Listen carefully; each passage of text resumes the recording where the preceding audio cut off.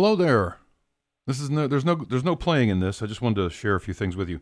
Some things that I thought would be interesting and helpful to know when I was shopping around for something to replace my my BiasFX2 mobile that I've been using ever since it came out, and started with actually version 1.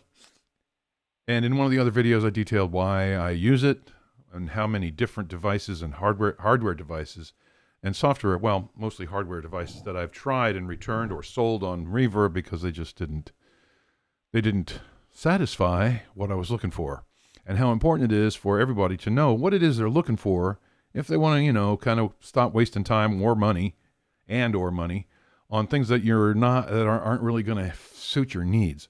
So in my particular case, which is the only case I can really talk about, what I liked about BiasFX2 was some of the things that I could find in the Headrush FLEX Prime. And I put off messing with Headrush devices because when I listen to most of the demos, they sound thin and brittle. And I thought maybe the Headrush thing was just, that was the best it could do. Plus I noticed that they had vents, and I didn't know if they had a fan. I don't want anything that has fans in it, or that could have an overheating problem. The Headrush has vents, and I've pushed it pretty hard, and it doesn't really doesn't really even approach hot. It just gets warm. Now in a hot club or something it might, but I don't think anybody's had temperature problems with through these devices. If they have, I haven't seen it, and if you have had it, please feel free to share with others.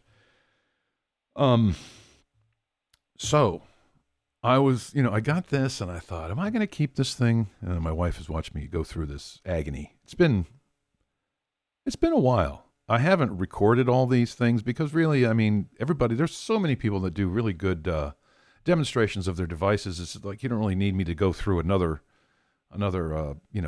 sound samples and blah, blah, blah. But I thought it might be helpful to explain why, in my case, I settled on the Headrush FLEX Prime, which I got at Sweetwater. I'm in no way, nobody sponsors me. I don't have enough viewers, and I'm not, monetized yet, if I ever will be. So anyway, I want to run through a few things. I wrote them down so I wouldn't be stammering too much here. I'm just going to start at the top here. The thing that I didn't know from some of the demos and some of the reviews and stuff is that to use the application, it's not really an app. It's just a web page that I believe resides locally in the Headrush device. So you just all you need is a network connection. You don't really need the internet. It's not like if Headrush folds or they decide they don't want to have a website anymore or whatever, blah blah, that you won't be able to use the app. It's an app. It's not really an app. It's just a web page. So because what you do is you connect it to your network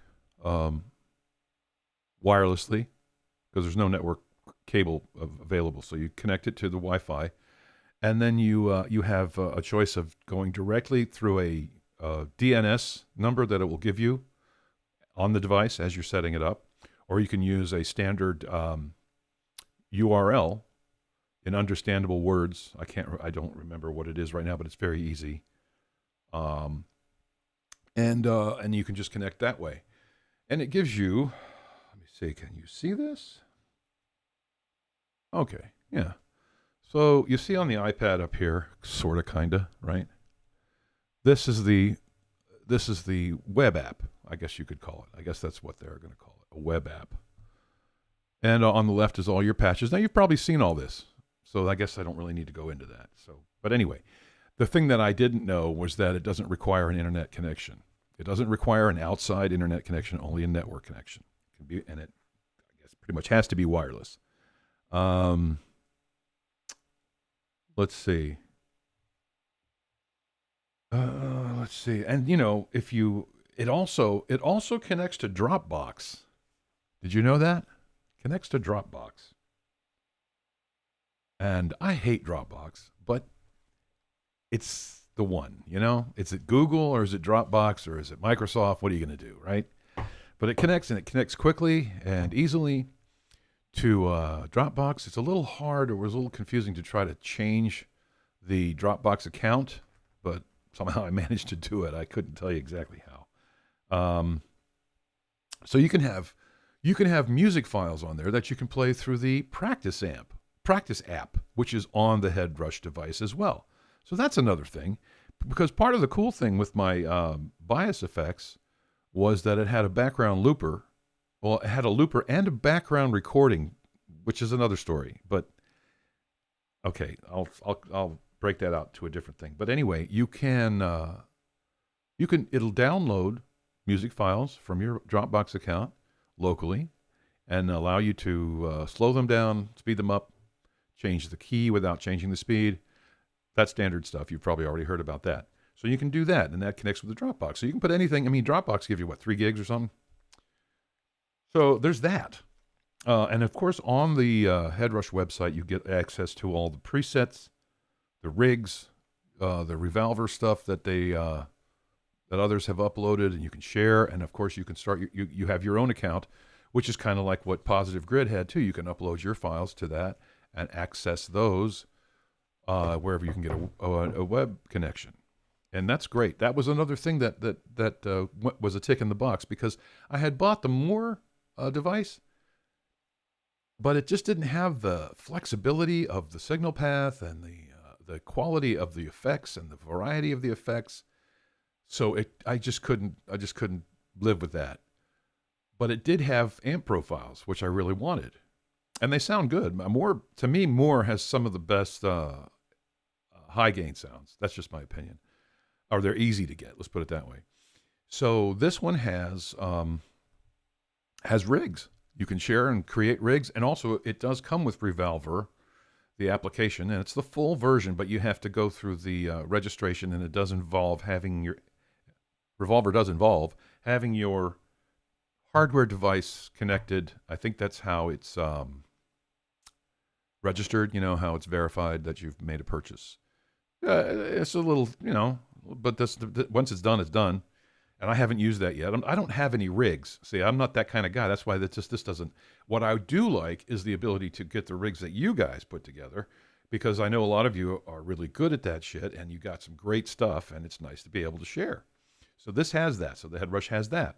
Has internet connection, has an app, and it has a rig sharing. And where am I? Yeah. The control app is internal, right? The web page requires no internet connection. It's just network wireless.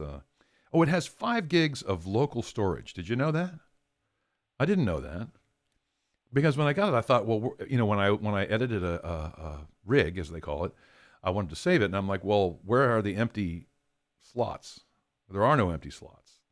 They don't show, but you just save it, and it goes to the internal storage. I think. I'm pretty sure that's what it does. You don't overwrite slots. So you've got 5 gigs on there for local storage of IRs. That's another thing. It loads IRs. You're going to be able to save other people's rigs. All this, it's very well rounded, which is why I'm sticking with it. Plus, it sounds good. I kind of feel like you kind of, if you're a knob turner like I am, you're up to the task. The internal sounds, like the internal patches, or rigs as they call them, that first one's pretty good, and a couple of them are okay. But you've always really basically have to put your own work into that. But it has all the essentials that you need to get a good sound, in my opinion. Now, it doesn't have the flexibility to changing out tubes or transformers and stuff like that, which the BiasFX2 has. That interfaces seamlessly on the mobile app with Bias Amp, which was a lot of fun, which was another thing that was tough to give up. But you can change some of the characteristics in the cab section. I'm not sure I remember what they were, but you've probably seen it somewhere else. So it's an additional area to tailor the sound of the amp.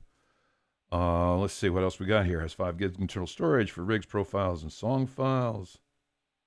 It's really hard to overload this thing as far as the CPU and the power. That was another thing. Among the different hardware units that I had. It was easy to top them out. Unfortunately, I think one of the nice ones I had was the Stomp.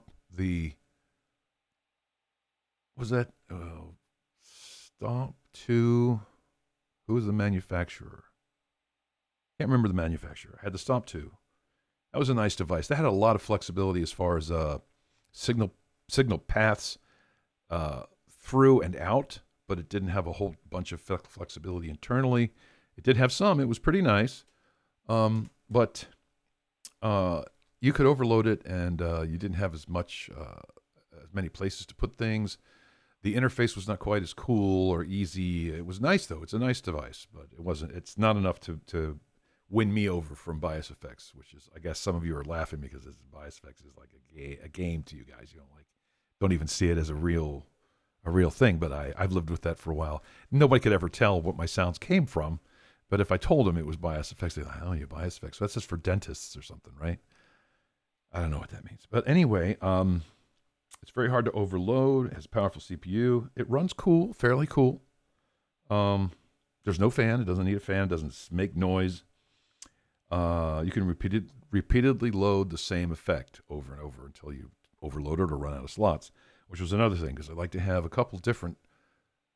You can change patches, I know, but I'd like to have it, or rigs, as they say, but I like to have them stacked up sometimes to get the effect one and to just kind of A/B it quickly so that I can get the right amount of distortion or the right tone profile to on the drive side and stuff, just stuff like that. Let's see, what do we got? It does have now the signal chains are predetermined, but there's several of them. I don't know the number offhand. 5 different signal path types, 14 DSP blocks. Load up to 14 DSP blocks per rig with 5 different signal path types. So that's cool. One of the things I wanted to do that I couldn't do in some of these things too is like if you do a split, if you're coming in this way and you split off and you've got 2 rigs here, and then you want to put some effects behind those on the way out to the speaker, you couldn't stereo pan it. You couldn't push these far left and far right and then have them, come out stereo in the end. They were mono. Well, that's unacceptable. Okay. So this doesn't force you into that. You can use it in stereo or mono. You can also collapse everything that's stereo in one simple control on the output section. So you can just fold it in or just leave it out. Like if you don't want to change all your patches and you're going through a mono output somewhere to a monitor device or to the front of the house or something, you can just collapse it real quickly, which is kind of cool. It shows thought. I feel like these guys think about this stuff. I mean, I don't hear great things about their service department, but I haven't had any personal experience with that, so I can't say for sure. I've just read some things. Signal chains, yeah, quality, and the effects are imaginative. The effects are nice in the use of various reverbs and delays. The delays have a lot of different versions and types, which is nice. Different ways that they react, distortion or a frequency fall off as they regenerate. Stereo, lots of stereo options. That's the thing that I had to have too. Stereo, panning of delay, like just straight delay, not everything ping pong, but just a delay that can deteriorate, but it's only like 50 milliseconds apart. So it gives you that wide soundstage. That you can do. Quality, yeah, the app loads on anything. It works on an iPhone or an iPad or PC. What else have I got here? Stereo delays and modulation effects are awesome. Stereo sends. Oh, the sends are stereo. They're quarter-inch TRS, but they're stereo. Some of them are mono. That to me, that's not. I'm a stereo guy. What I do with these things is I try to get the mix as it will lay in a track. Of course, you can't do that until you put all the rest of the music in. but I like to try to tailor the sound to what I want to use in a recording situation, and not rely on the outboard effects that come with the DAW or whatever. So I like to tailor the sound within the device, and this has the tools that let you do that. It doesn't have a really cool post cabinet, like end of the line studio type compressor, but I haven't played with it too much, so I don't really know if you can substitute some of the compressors that come with it for something like that. It's not critical anyway. Most of the shit doesn't really need compression anyway. It has MIDI in and out. I don't use that for anything, but I mean, that's a big deal. In and out. Now, they're the 1/8-inch little, you know, you need the adapters. I have some, so if I need them, I have them, but I don't use it, but it's there. Separate phone out. That's also a little 1/4-inch. We have, and the output is line out. So you'll need a, I guess you'll need a DI. I don't use these live. I don't play live. So those days are gone. Let's see. You can add an effects pedal. You have an output for that, or an input rather. It has, of course, an internal built-in effects pedal, which works very well, very sturdy, and it has a switch, so you don't have to leave your you don't have to switch the patch or leave your pitch device in line until you need it. So you can turn those things off, whatever you assign it to, and you can assign it to multiple things. The use of the pedals is another ingenious setup. You can set it up to use to change multiple things simultaneously.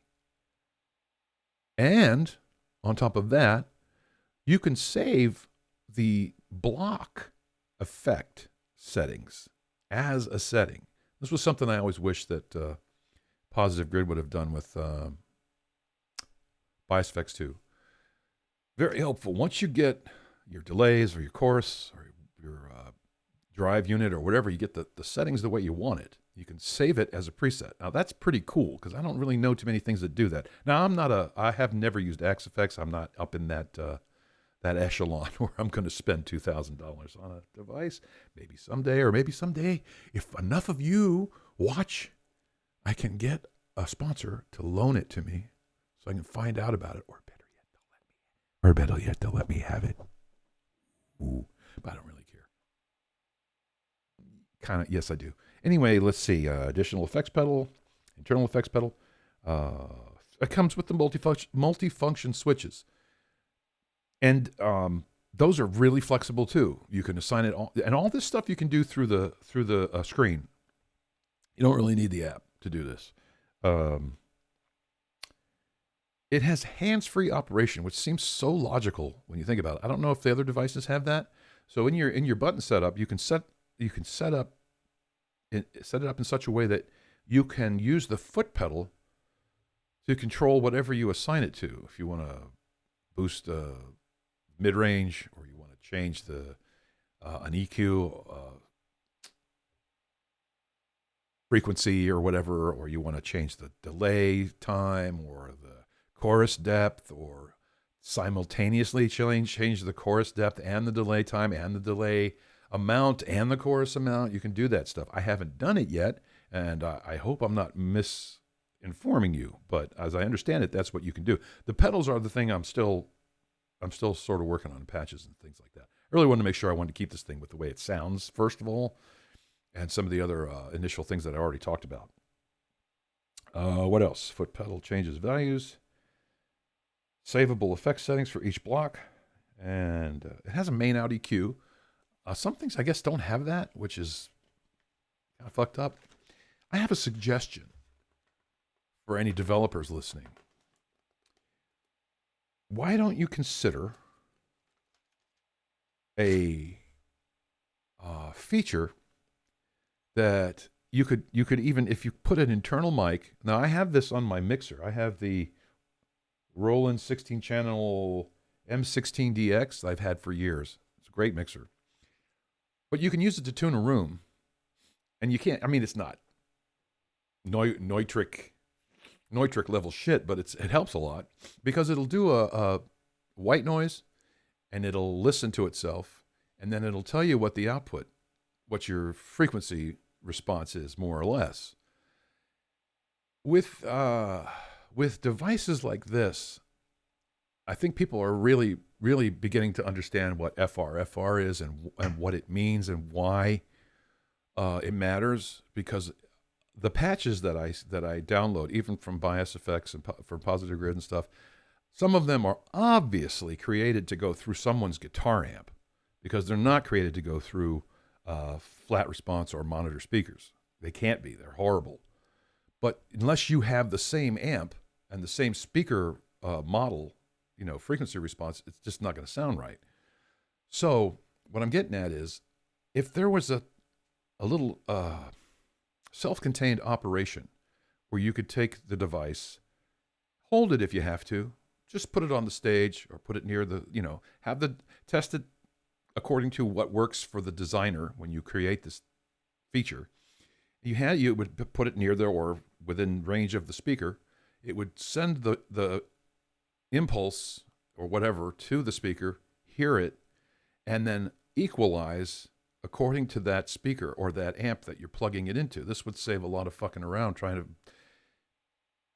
I think a lot of you already get this, but if you don't, if you're setting up your sound on a certain set of speakers or headphones or whatever, that's what it's going to sound like with those headphones or those speakers. When you take that shit and take it out and plug it into an amp, it's a whole different fucking world, because that's not, guitar speakers are just, plus they're very sensitive in that, 2.5 to 6K area. So little tiny differences up there really fuck your sound up.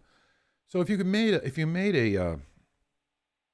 little feature that would help you there, especially if you could tune into that critical range, you could set yourself up pretty quickly on a stage situation, maybe with monitors that you're not familiar with, or an amp stack that's not yours or rented or whatever. And you can still use your device and not have to really go through a headache of trying to get to work with the onboard EQ. But the onboard EQ is, of course, there for you.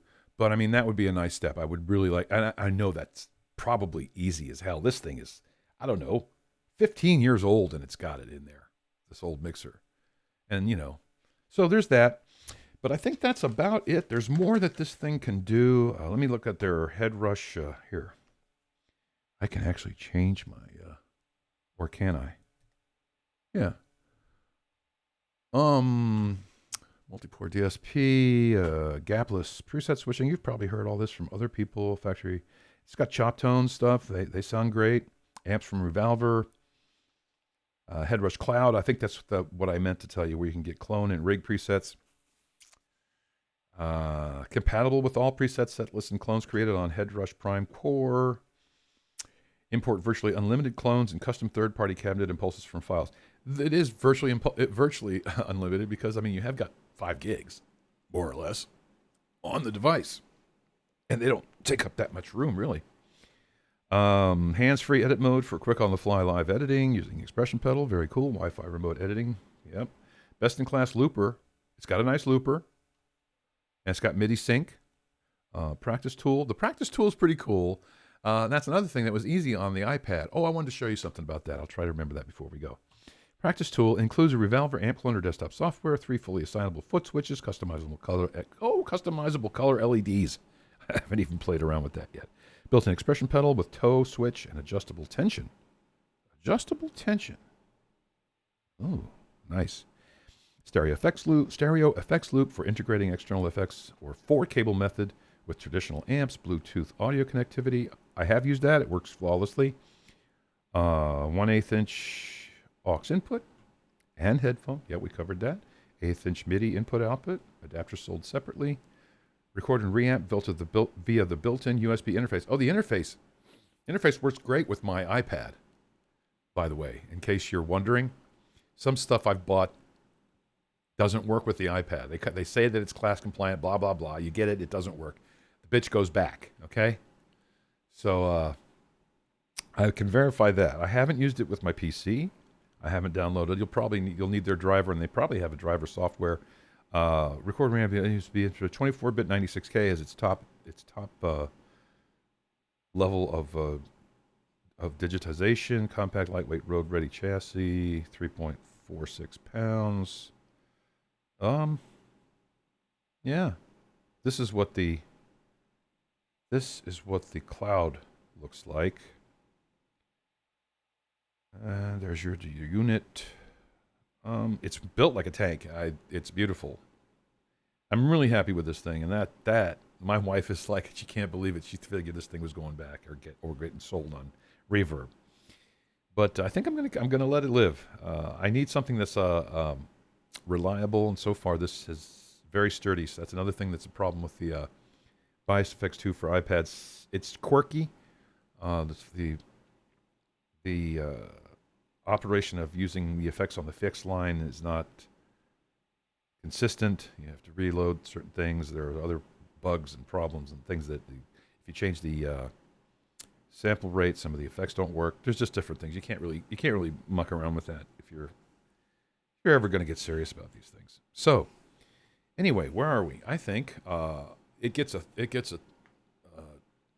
2 thumbs up from me. Can I get that right there? Would that make a thumbnail?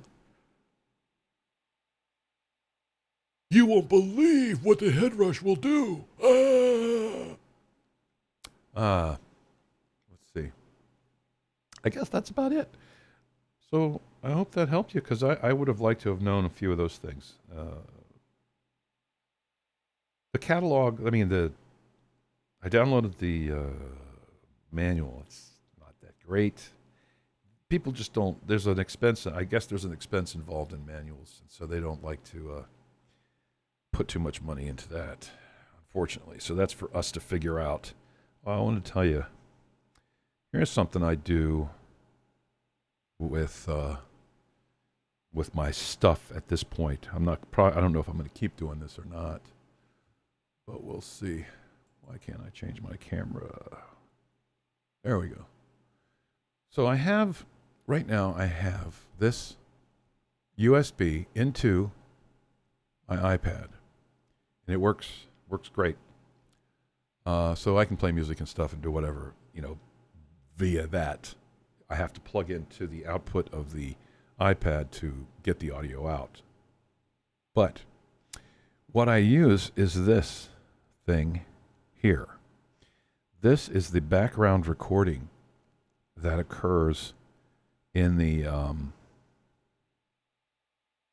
let's see. Whoa! This is the background recording that will record in the background while you're playing through BiasFX.